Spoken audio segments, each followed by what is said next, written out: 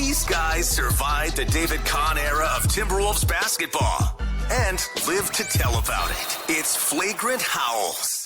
Well, we come to you today on this Tuesday, Kyle Theige, Phil Mackey, to lay the Timberwolves season to rest because of the Suns draw in the first round. I don't even know if they should bother playing game one, quite frankly. I feel like you're only just risking humiliation starting on Saturday. So, do you want to just start looking ahead to 2024-25 here? Start looking ahead to July on this episode, Kyle? Yeah, it was second round mock. I think that's what we're going to do today, right, on the agenda. Who can the Wolves get with pick 43? Because I want a mock. I've been told that it's all over. Maybe forfeit the wins. Season didn't happen. Doom and gloom. It's all over. Yeah. Thanks for the season. Thanks for listening. Like, subscribe, review. I would like to re-ask the same question as last week when you and I were recording, and I gave you my Western Conference playoff opponents ranked in order of favorable to least favorable. And I put the Suns as the least favorable. And you pushed back at it. You had the Suns, I think, outside your top three. After watching what happened on Sunday, which I will say, by the way, if you're the Wolves and you're going to make adjustments to face the Suns, this is Judd's theory, and I do believe it. I don't think you would have made those adjustments for Sunday. I actually think you would have saved those adjustments for game one, but we can talk about that. Are the Suns still outside your three, or are you a little more nervous about the Suns than you were 5 days ago? I think the Phoenix Suns are a good team, and I don't think I pushed back on that last week just because we differed. I will go to and we'll see what happens. And I have some takes on Judd's take and just takes in general about facing this specific team. But I'll go to my grave saying I just didn't want to play the Lakers. That's just me. So if they would have won on Sunday, they would have been the 2 seed, and then you would have played some combination of probably the Lakers or the Suns. You know, the funny thing is that if they would have won on Sunday, there is very much still a path that they could have ended up playing a lot of the same teams, right? Like, I don't think the Lakers are easy. The Suns have shown in 3 games that they are a very tough opponent. I still think the Pelicans provide a lot of issues as well. Agreed. Maybe Golden State, but, Sunday was tough because Dana and I did a pod that night, and they clearly got punched in the mouth again and never really responded. I mean, they even got kind of punked a little bit by Brad Beal, storming his way all around the court. So the vibes were very low. On Sunday online in the chat when we were doing a show. I woke up Monday, kind of had 24 hours to digest it, think about it. And again, to your question, you were right that that's the toughest matchup. But I don't know. I don't know if you want to just spin this into a little Minnesota sports fan talk. But yeah, wherever you want to go. Let's do it. Super honest. And again, one thing I really do believe, I hate the phrase like voice of the fan. I don't think there's any voice of any fan base or whatever. Everyone should fan the way they want. But a lot of quitters. Like, I don't know if it's therapeutic to just be like, oh, over, Suns in 4. It's a defense mechanism. I don't like if you're just like, it's, and I get it. I'm not, because if you can say it and put your shield up before it happens, then it hurts a little less when it happens. And that's I think that's fine. what it's like a sports fan defense mechanism. And that's totally fine. I do believe that there is no more hardened fan base than Minnesota fans, because on the men's side, they haven't even sniffed a good team, in any of the football, baseball, basketball in a long time. So if that's how you wanted to respond to Sunday, I get it. If that's how you woke up Monday, I get it.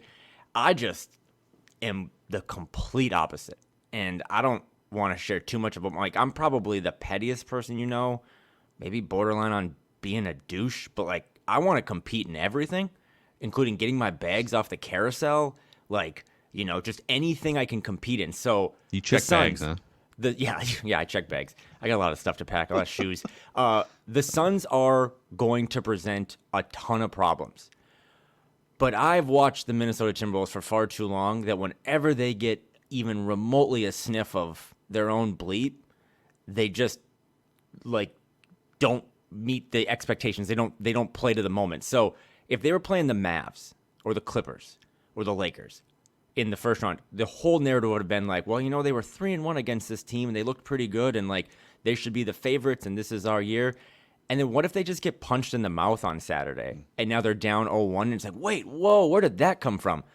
The Suns were the only team that punched the Wolves all season, and now you have a whole week to be like, okay, we're back to being the little brother. We're back to, there's no surprises here. You have not been able to even remotely compete with this team, and that makes me excited as like a competitor. So if you're out, if the last 6 months meant nothing to you and now you've moved on to a Twins team that might not win 70 games, have fun, enjoy your summer. I hope it's warm, but I'm excited about this. Like, if they did come out of this, you've talked a lot about this team can make the finals, and I've kind of been a little weary, but if this team just wins this series, forget everything else, forget every other playoff series. If the Wolves beat the Suns in this series, whoever they play in the second round, probably Denver, I think the Wolves will be favored.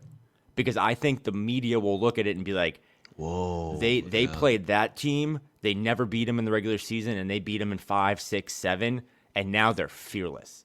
Now they have no monkey on their back. They're not the Anthony defending Edwards champ. will be getting the national spotlight and if love. Karl-Anthony Towns beats Kevin Durant in a playoff series, regardless of if they match up or not, a lot of these guys are going to get a lot of their Q scores just flying through the ceiling because it's like they did it. They finally, first win in 20 years. So I don't know, man. It's kind of like the Purple Daily, win one before I die. I think to be the best, you kind of got to beat the best. And this is the hardest matchup. And if you can make it through this, you're such a dangerous team the rest of the way. And it's going to be hard. And Finch is going to have to coach way better than he's coached all season. He's going to have to, I think he was on with PA today and said they need to embrace their size more.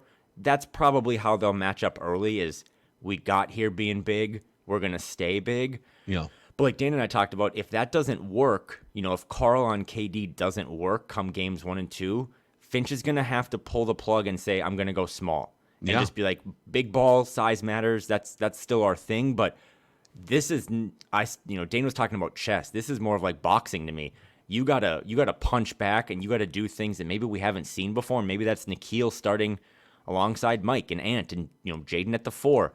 But I'm excited. From a Suns thing, congrats. You were right. I think you and I always love being wrong. Also, if you're a young up-and-comer, there's nothing wrong with, like, I don't know, you and I do 200 hours of podcasts a year on the Timberwolves. We're probably going to say something stupid. Yeah, right? I mean, thankfully I haven't done that yet, but, like, it's, I'm learning from you, and, I mean, first of all, I am very excited for this series. It's going to be awesome. This is the best series in the first round. Definitely the hardest matchup just based on everything. It's styles make fights, right? It doesn't mean that the Suns are the best team in the Western Conference or that the Suns didn't have a bunch of weird hiccups against other teams or that the Suns weren't down 36-4 against the Clippers backups a week ago. Like, it means that the Suns are a hard boxing opponent for the Timberwolves to this point. And even though I rank them as the number one team that I just would rather not face, I would rather avoid that smoke. I am looking forward to this series. I think this team has shown over 2 years that they can reach into their bag and find an adjustment and get lineups that maybe didn't work in certain scenarios or portions of the last 2 years to work better. So I think what's a little unsettling about the matchup beyond everything you just said is if you start to do like tail of the tape and you start to rank the top 10 players in the series, and we did some of this last Thursday when we were going through all the teams, Kevin Durant's the best player in the series. You could make a very strong case based on track record, playoff experience, that you would put Devin Booker above Anthony Edwards. Although I think if you're getting the best version of Ant and the defense, the best version of Ant, I think, is the second best player in this series. But we talk about Chris Finch and just how great of a mastermind he's been and how he's been able to, from year 1 to year 2, figure out the Gobert, Naz Reid, Cat puzzle. He's been able to elevate Anthony Edwards' game and get to him in some certain ways, right? But Frank Vogel is the Suns coach, and Frank Vogel has also been a great coach in the playoffs the last 10 or 12 years. The bubble season, helping to bring that LeBron Lakers team together, and maybe even more impressively, because he didn't have LeBron and Anthony Davis on those Pacers teams from 10 or 12 years ago, he was putting up fights with those Pacers teams against the Heat dynasty. So, it's not like you're going up against some schlep head coach with the Suns, but I will say this, and maybe I'm wrong. You can tell me if I'm just being a homer idiot. I feel like the punches that the Suns are throwing are their punches. Like, this is their lineup. This is their rotation. It doesn't go a whole lot deeper than like 8 guys. Like they're not going to roll out. They don't have like 2 or 3 secret weapons or a bunch of different lineup combinations. It's like, here it is. Like these are the guys that are just beating you. I feel like the Timberwolves have some other levers they can pull if they have the stomach to. Yep. And you and Dane brought that up. It's like, start big. I'm totally fine with starting big. This is what got you here. Lean on them if you can. Use your size to your advantage, even though it hasn't worked well in the previous 3 matchups. But if it doesn't work and you get beat by 20 again in game 1, or get beat at all, really, like, can you get to a point where you are playing only one big at a time? I mean, our guy Jake Painting, Howls and Growls, we reference him all the time on this show. He does a great job. He has a YouTube channel.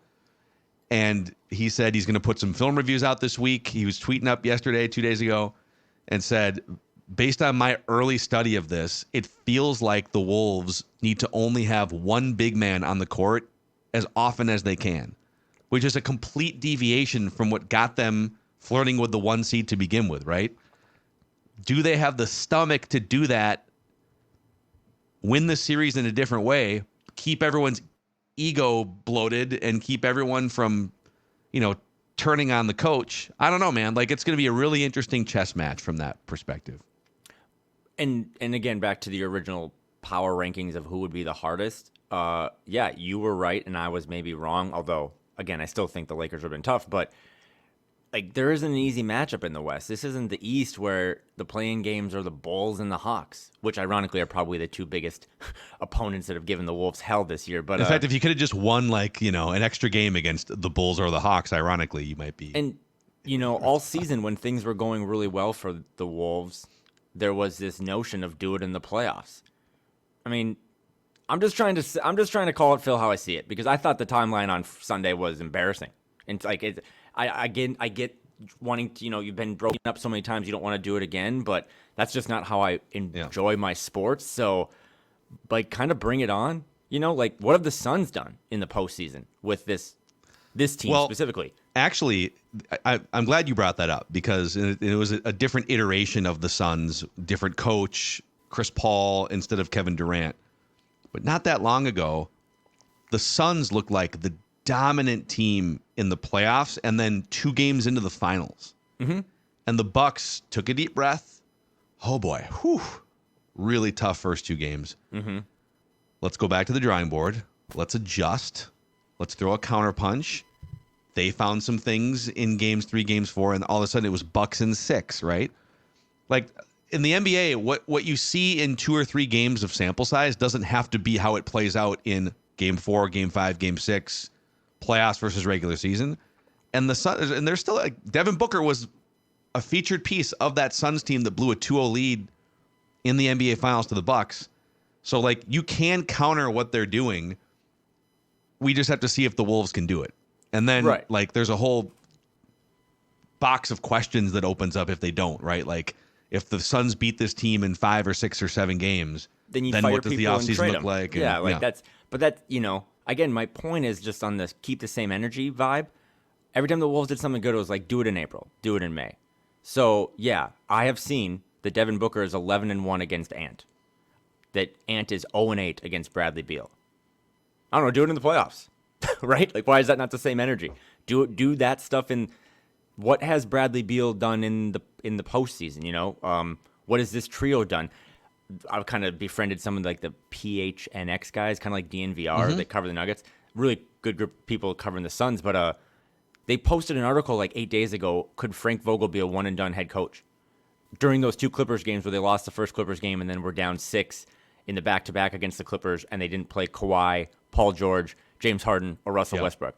The Suns, this was my point last week, I still test that they have, because they've shown this throughout the regular season, not a glass jaw, but at times, if you really ruffle them, they haven't fought back. They are clearly maybe one of the hottest teams entering the postseason, but like so are the Lakers, so are the Mavs. So you're going to have to beat someone good to get this last, this is kind of like the wrestling thing. Like, you're going to have to beat the final boss here to put a cap on what has been the second best season in 35 years. And if you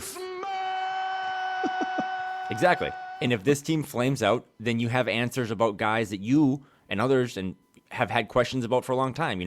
Is Karl-Anthony Towns the right fifth starter for this team moving forward? Is Jaden McDaniels worth, the money that he's going to increase starting next season? Is Chris Finch the right coach? So, but you never learn any of that stuff in the regular season, right? I mean, there are so many teams, there's so much talent in the West, and half those teams are going to be in Cancun 14 days from now. And that could be the Clippers, it could be the Mavs, it could be the Lakers, it could be the Nuggets. So I'm embracing this because you're going to get a playoff series against some of the more established stars in this league, especially KD and Booker. I know Anthony Edwards looks at himself as the best. I mean, this kind of ties into Team USA, but he thinks he should start on Team USA. He thinks he's the best shooting guard in the league. Prove it then. Just go play better than Devin Booker. I know we want to harp on Karl and how he's looked since he's come back, and it has not been great. And we want to harp on some other guys. What those stats I just said, 11-1, Booker against Ant, 8-0, Bradley Beal against Ant. Ant has 43 points and 42 shots this season against the Suns in 3 games, all losses. So he's going to have to step up too. What do you make of him only getting, 7 shots off in 37 minutes or something? Only thing I have is Conspiracy Kyle saying that there was some sort of communication behind the scenes to Judd's theory that they just were not going to show anything because they sense that if we really show some of our cards here, that we could still end up playing the Suns in a 2-7 matchup or something. So it was a disappointing way to conclude the season. This was not the 3rd best team in the West. This was a top 2 team in the West all year long. And to kind of stumble like that was unfortunate. I still don't understand all the tiebreakers, by the way. Why? Yeah, not that it ultimately not that it mattered, but I still don't really get it. It is weird that you can be, and this only really mattered going into Sunday because at the end of the day, they lost on Sunday. But going into Sunday, 3-way tie for the 1 seed in the Western Conference. The Wolves had the head-to-head matchup on Denver. Or no. Yeah. Yeah. I think they were. I thought they were 3-1 against Denver. I'd have to go look. I don't know, but they had good tiebreakers. Yes, but it's weird because the conference record didn't come into play until after the totality of your record against the other 2 teams. Right. It was very confusing. I do want to come back to the Team USA thing because that is breaking news today that Anthony Edwards is part of Team USA basketball for the 2024 Summer Olympics, and we can kind of go through a roster pecking order there. But let's do the ranking the players in the series thing here. Okay. I'd love your thoughts on tail of the tape here. Okay. So do we both agree that Kevin Durant is the best player in the series? Yeah. Okay. Coming into it, yeah. I mean, he's proven the most. He also Durant. The crazy thing about him is because I think Jaden McDaniels is going to be told, not that he's the only one they're going to run at Durant, but he's going to be told, if you do one thing for the next 2 weeks, it's make life as hard as possible on Kevin Durant. Now, Cat might get some run on Durant. We'll have to see how it matches up. But the problem is Durant has played 12, 13 years of playoff basketball, and every opponent has run somebody at him that they think is going to give him a hard time. And he has led the playoffs in scoring average 4 different times.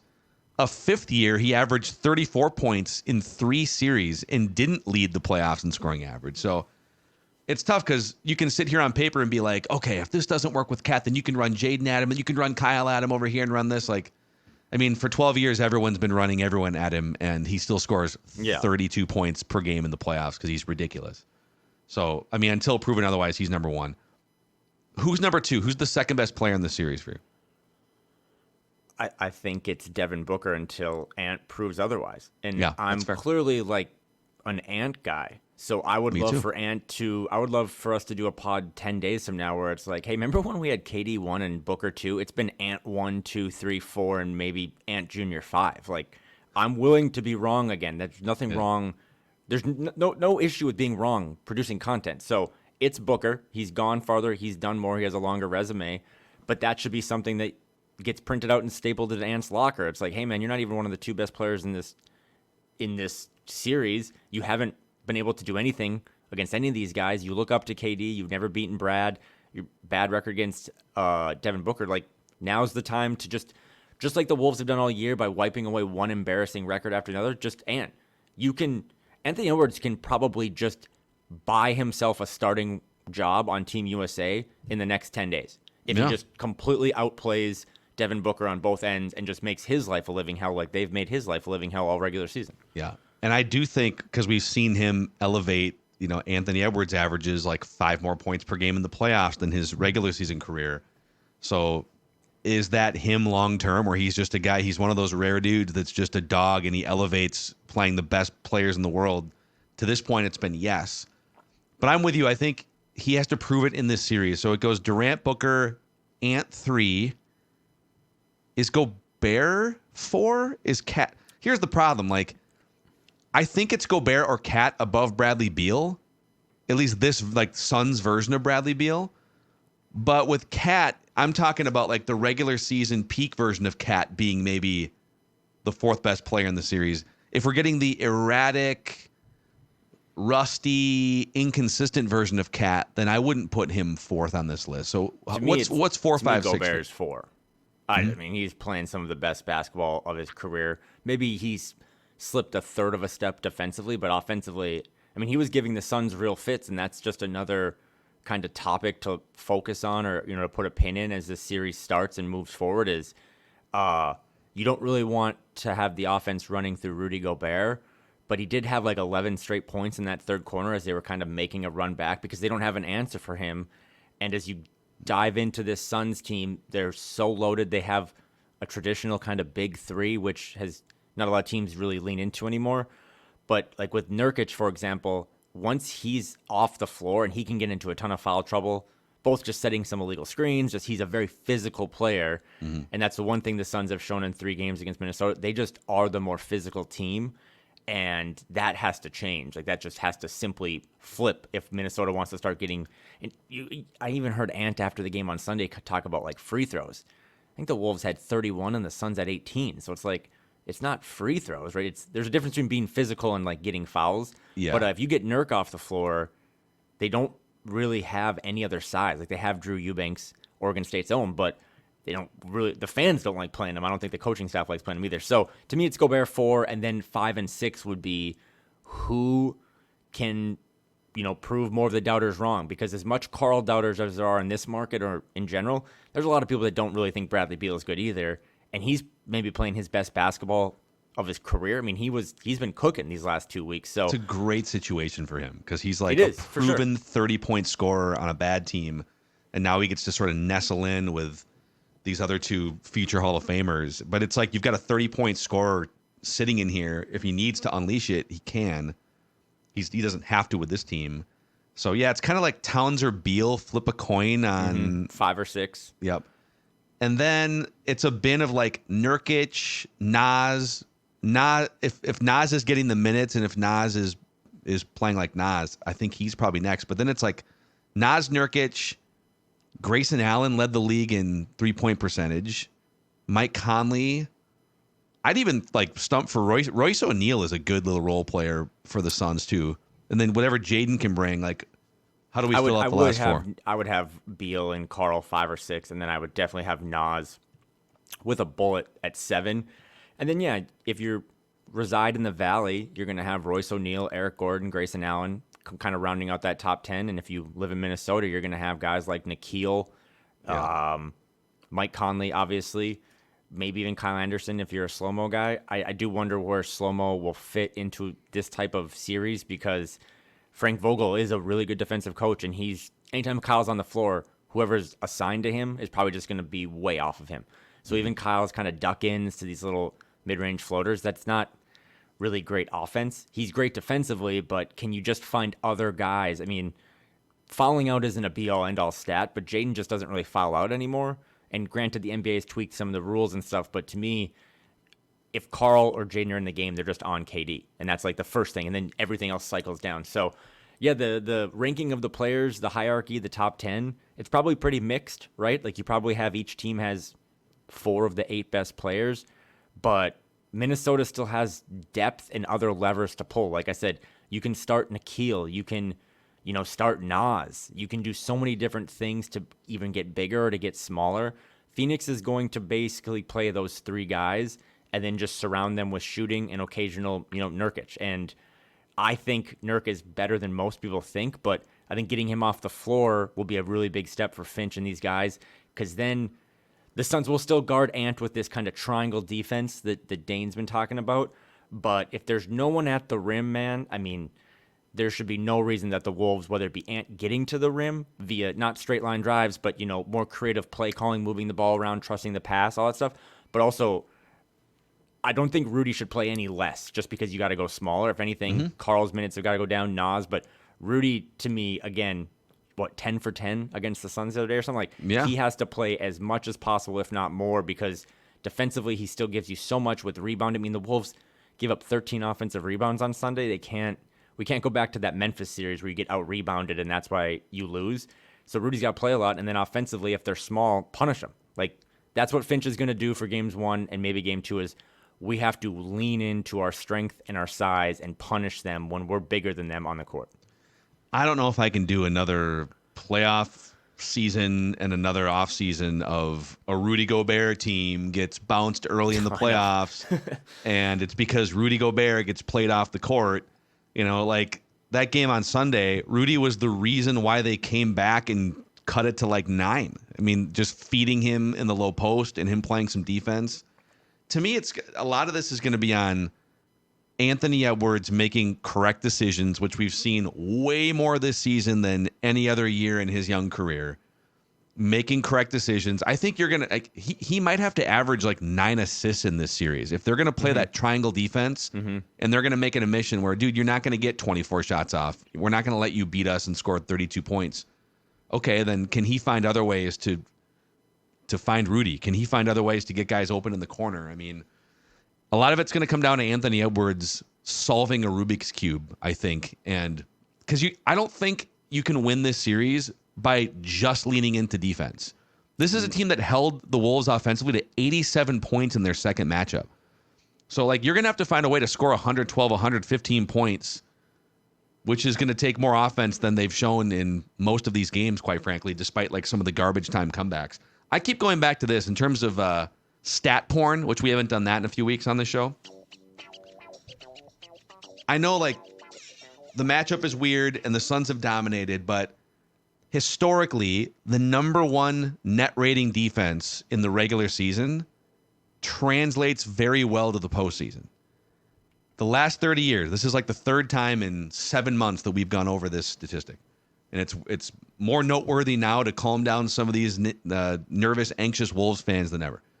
If you finish with the number 1 net rating defense in the regular season, which the Wolves did, you advance in the playoffs 87% of the time. So just having that as your calling card and leaning into it, you make the conference finals 68% of the time, and you make the NBA finals 35% of the time. Now, on the flip side, the Cavs last year were the number 1 net rating defense in the NBA. Boom, first round exit. And then the 21 Lakers were the same. They were number 1 net rating defense, first round exit. That Cavs one is a series I've been talking about with some of my friends on just text threads and stuff. Not because the Knicks, who beat them, played a similar style to the Suns, but it was another one of those times where, like, my biggest takeaway from Sunday or this 3 games is that the Wolves just got punched every time and never punched back. Like, that they were so on their heels and the Suns were always on their toes. And that's why, like, if you want to say it's chess or checkers, or to me it's really truly more of a fight analogy of you got to come out Saturday night to an arena. I mean, again, you have an extra game at home. You're one of, I think, 8 or 9 teams this season that sold out all 41 of their home games. I think that's noteworthy for a franchise that has been in, decades of futility, and the fans still show up to this thing. You got to make that place a living hell for the Suns, and then you got to come out and punch back. You can't be, first quarters, whatever the answer is. I think I have some ideas. I think you have some ideas, but you just got to come out and win the first quarter. Like, if you want to figure out this game, you got to bet the Wolves to be up in the first quarter. You got to come out swinging and kind of play with a level of desperation that, this team really hasn't really ever had. But conversely, they've also never lost 3 games in a row. They've never really lost or let go of the rope in a sense. So I expect them to come out on Monday or on Saturday kind of firing, because I think you can lose game 1 and not be overly concerned, but you have to lose it close. If they lose game 1 by 15 points, it might be over. And I don't even embrace that. It's just from a mentality standpoint, it would just show again, like, why do you not have some sort of pivot or counter move to what the Suns, like you said earlier, the Suns are kind of showing you, like, this is how we're going to punch. This is where we're going to come at you at.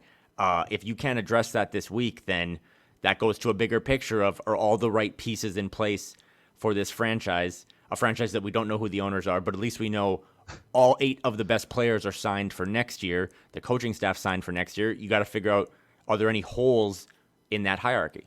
We do know that they showed up to the last 2 home games, though, gloriously, sitting courtside right across from Glenn Taylor. It's gonna be a fun weekend for sure.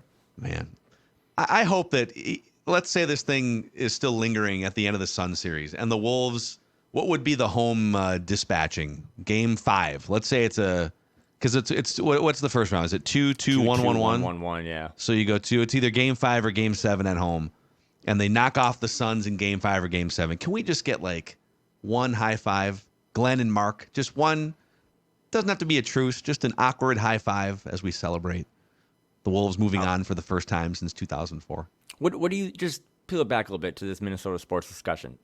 How did you feel Sunday? I mean, you're plugged in. You cover all these teams. Did you, other than being like, okay, the hill to push this rock up maybe is a little steeper, or it's like Camelback Mountain, it's a little hotter out there, but yeah, I guess my thing is, did you really think that there was any easy matchup outside of a Kings team that was banged up, which was really threading a needle with how the play-in worked?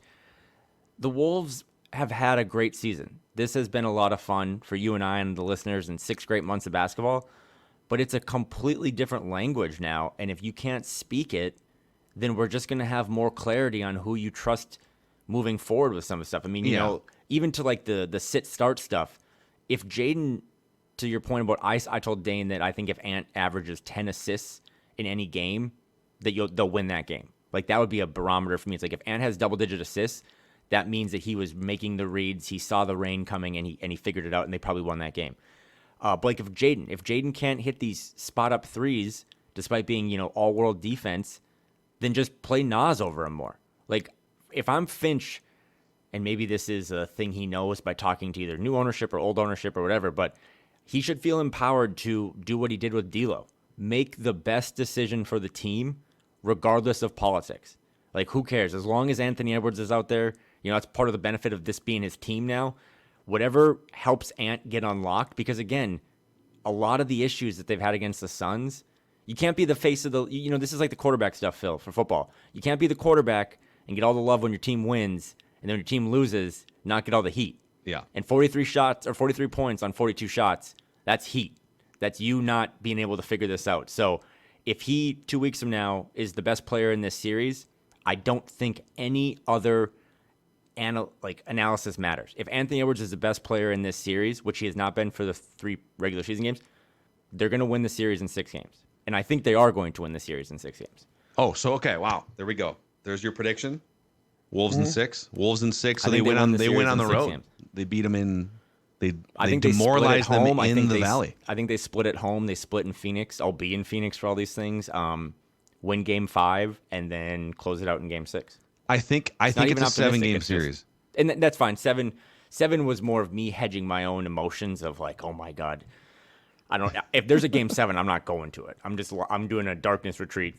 Dude. With a Wi-Fi signal. I'm not going to be around people and watch me respond to every basket. Here's my prediction right now. I should save this for write that down tomorrow on Mackey and Judd too. In fact, I'm going to write this down so forward mine to the group. Wolves in 6. Okay.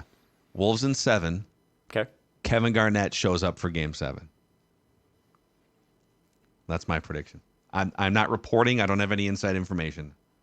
I know sometimes you and I can put our big J journalist caps on the show. This is not one of those moments. Yeah, I know. I got a lot. But I think if it gets to that point and it's just a banger of a series, I don't see how, even with Glenn Taylor in the building, I don't see how KG can stay away. He loves Anthony Edwards. He wants back in so badly. He's clearly been talking to Alex for the last couple years. Mm-hmm. He wants back into this thing. How could you resist the new guard, Anthony Edwards, putting an end to the old guard and Kevin Durant inside your arena, Kevin Garnett? So that's my Hey, you know what? They also might lose in 5. Like, I'm realistic. Absolutely. Realistically, They could lose in 4, dude.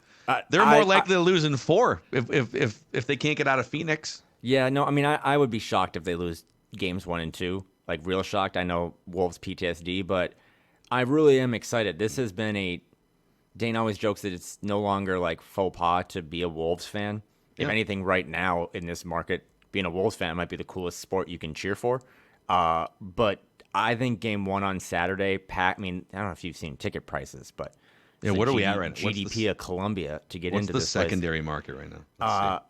I'm excited for the fans that haven't let go of the rope, that haven't put up their guards yet, that are a little more on the front line Saturday at, I don't know if it's 4:00 at Target Center or whatever. It says, is it not confirmed yet? On I don't think it's it says confirmed. 1:00 right now. But I've seen a couple of different like sports books that have 4:00. It's TBA. It's TBA. But I'm just, let's bring it on, right? I mean, this is kind of just how I think a lot of people look at sports in general or competition. Just check ball, throw the tip, and see if you can, if you get beaten 4 games, Tim Conley's going to have the easiest summer ever, because you're just going to be able to diagnose what the holes in this thing are in the boat, and you're just going to plug one hole at another by getting rid of someone, swapping someone out. Fight, show something.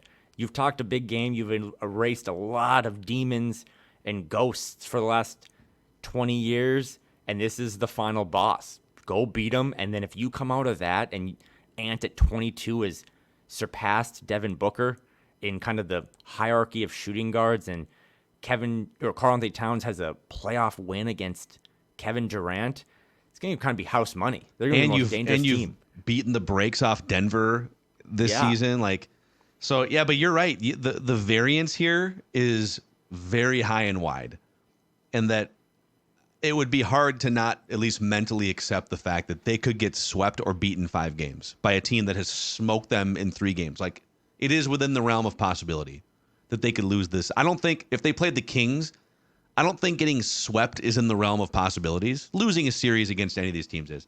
But I think getting swept or beaten 5 is a realistic scenario. I also think winning in 5, 6, or 7 if they tweak a couple things.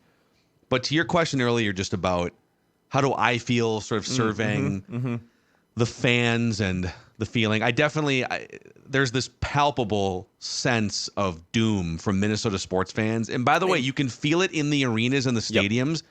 And I'm telling you, dude, like, you nailed it. If they don't come out hot in game 1, if they once again are down by 15 points with 3 minutes to go in the first quarter, that creeping sense of sports death, that quiet feeling that every Minnesota sports fan who's been in an arena for a Wild game, for a Wolves game, inside Target Field for 20 years, or the Metrodome of playoff failures, or the Vikings when things start going sideways, we get real quiet, real nervous. We start getting in our heads. So, that is something to keep an eye on.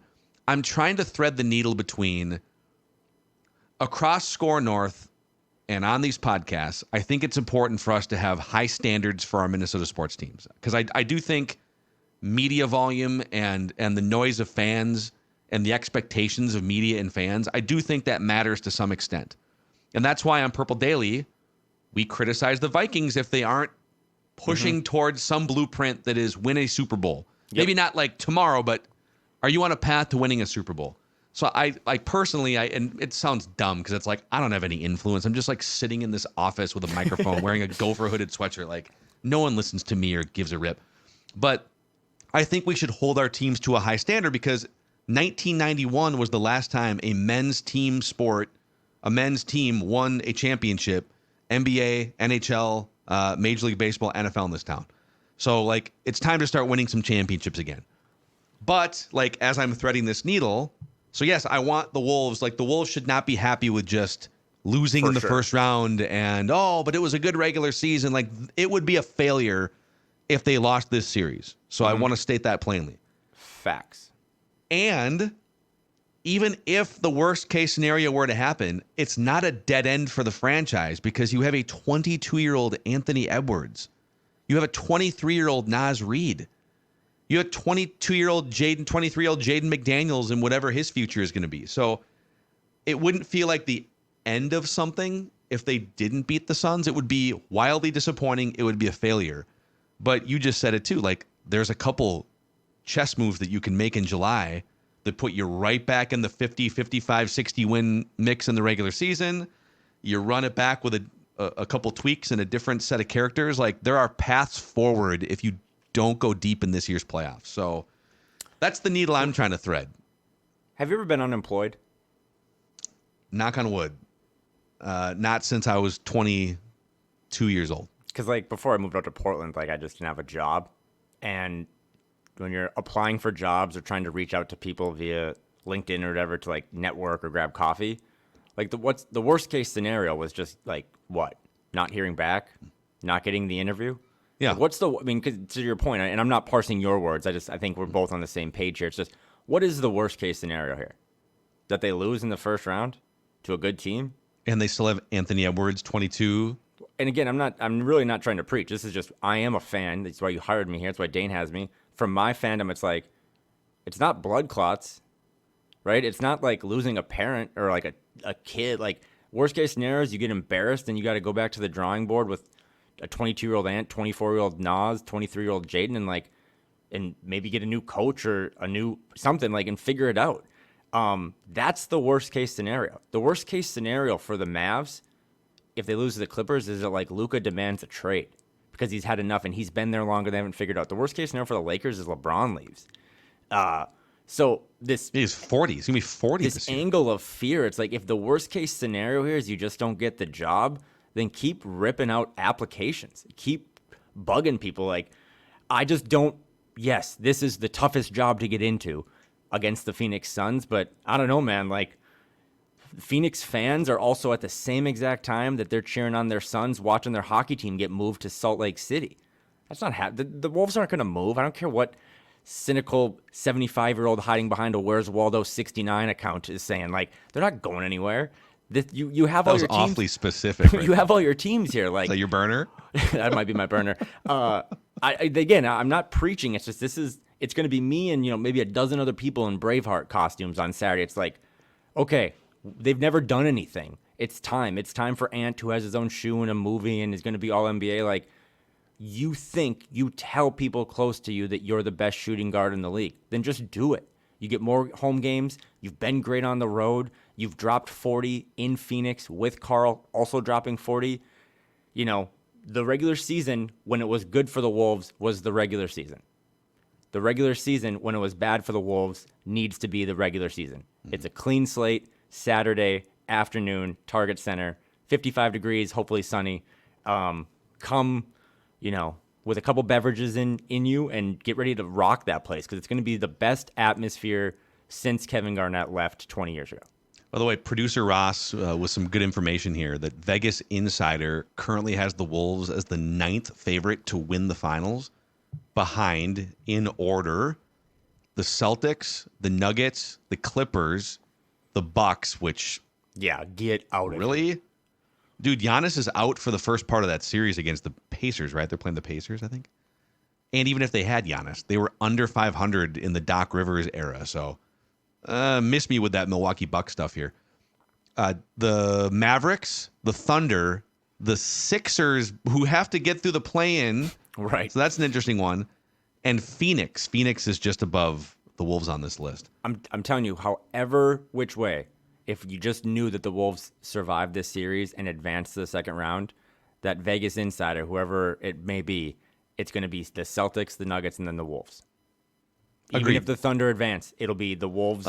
Yeah, it depends on how the Thunder look in the first round. If they dispatch of, which, by the way, that's another interesting theme here in the Western Conference. You've got major old guard versus new guard vibes up and down the bracket. So it's the greatest Western Conference playoff bracket of all time. You've got crazy. New guard Timberwolves, Anthony Edwards versus old guard Kevin Durant, 35 years old Suns. You've got potentially new guard Thunder versus old guard Warriors or old guard Lakers in the first round. And then you've got, I wouldn't say new or old guard. You just have the king of the mountain Nuggets who might dispatch. So I call that new. That's new. That's new money in the NBA with Jokic. But so it's possible that the Thunder dispatch of the Warriors, the Wolves dispatch the Suns, and then the Nuggets take care of the Lakers. And it's Durant, Curry, all these guys, LeBron, that the NBA has been building its marketing around for the last 10 years. And now we turn forward to SGA and Anthony Edwards. I think Jokic is already, obviously, he's possibly a 3-time MVP. But that dynamic, the old guard versus new guard, is a really interesting one in the Western Conference. Pelicans too, dude.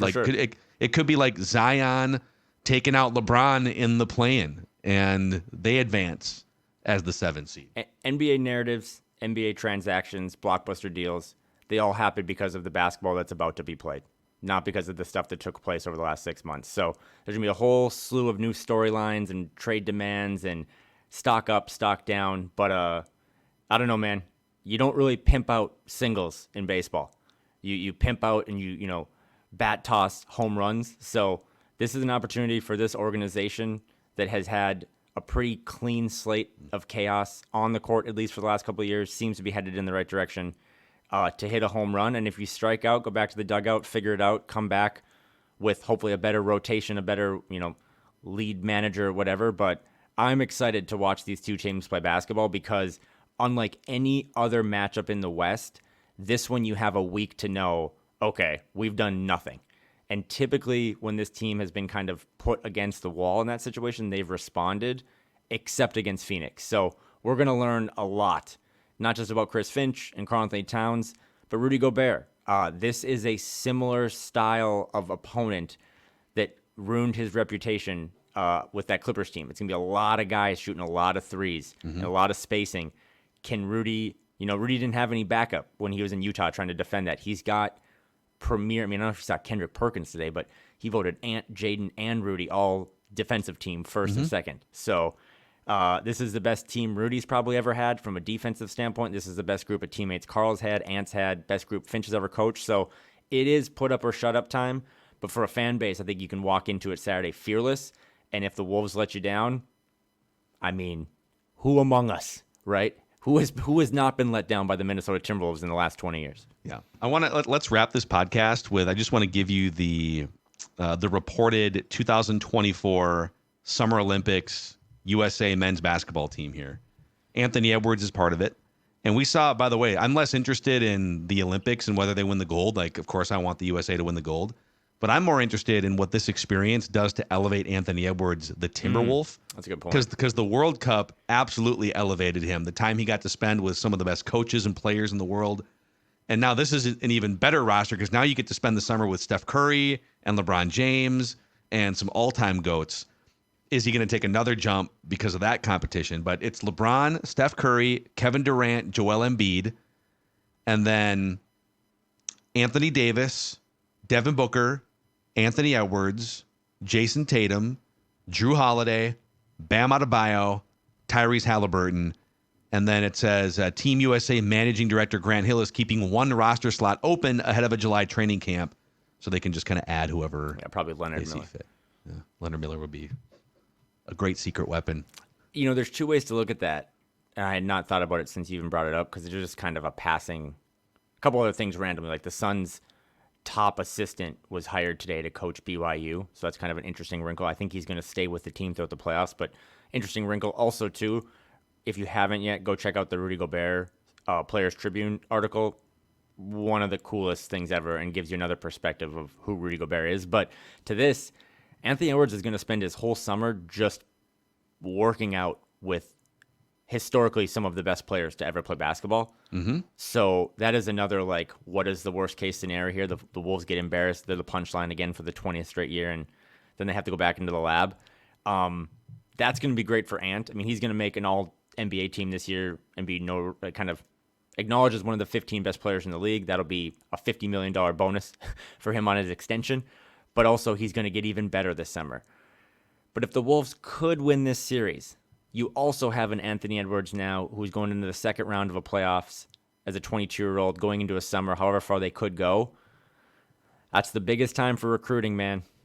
Biggest time for recruiting. If the Wolves beat the Suns in 5 and you get Ant talking to KD at some Paris, coffee shop, and he's like, hey, man, you can't do it with the Suns. I'm the best shooting guard in the league. Let go with Devin. Come hang out with me. That's Can how you this stuff imagine? happens. You know what I mean? Like Tyrese Halliburton would love to play with Ant. I think he's pretty solidified in And Indiana. by the way, But Kat and Devin Booker are longtime great friends. If the Suns feel like they hit a wall, the Suns could get a little younger, keep the chemistry with Devin Booker and Karl-Anthony Towns, and the Wolves could rent Kevin Durant for a minute. there's so many other storylines. If you want to, maybe we'll do this Thursday. But not only the Booker Karl relationship, but I said this today. And these two teams represent the biggest, most criticized trades I think in NBA history. With the Gobert trade and the Durant trade. I mean, now those two teams are facing off. Two teams that kind of went all in with their chips. To a lesser extent, you have TJ Warren against his old team. You have Josh Okogie against his old team. I don't know if either of those guys will play any more minutes than I will, but it's going to be a really, really fascinating series. And then you add in the stuff where Ant thinks he's better than Booker, and he'll tell you that. Booker obviously thinks he's better than Ant.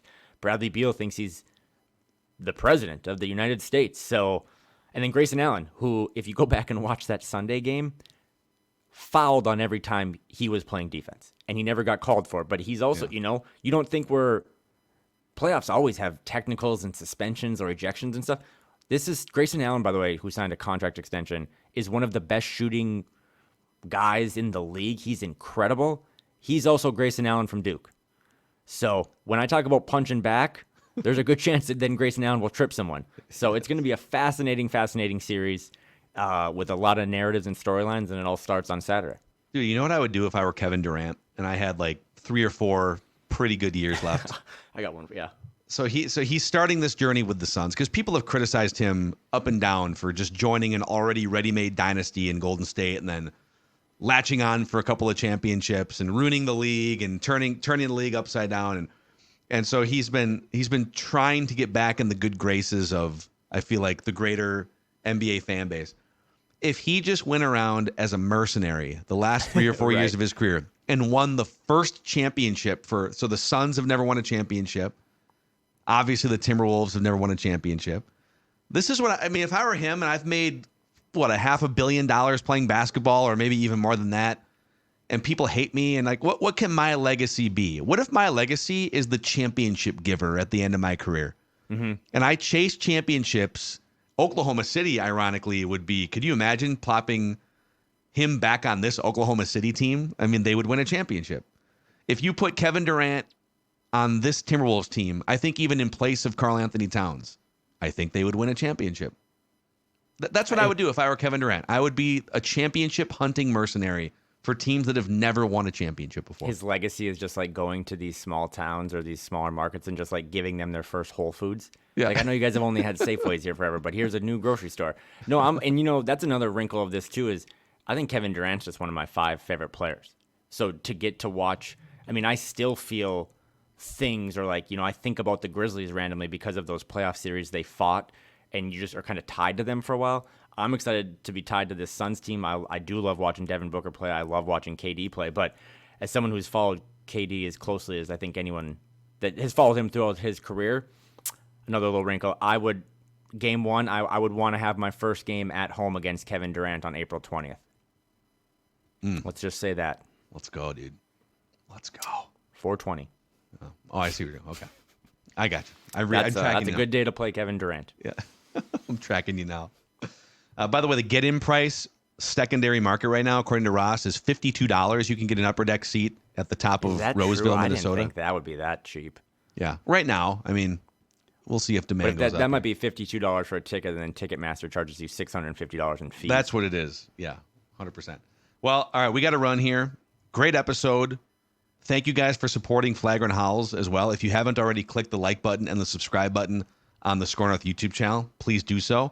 And also a 5-star rating and a positive review of some kind on Apple and Spotify goes a long way to help us keep growing this thing. You can also find Kyle on Dame Moore's NBA podcast on a regular basis. Flagrant Howls, a Timberwolves lifestyle podcast.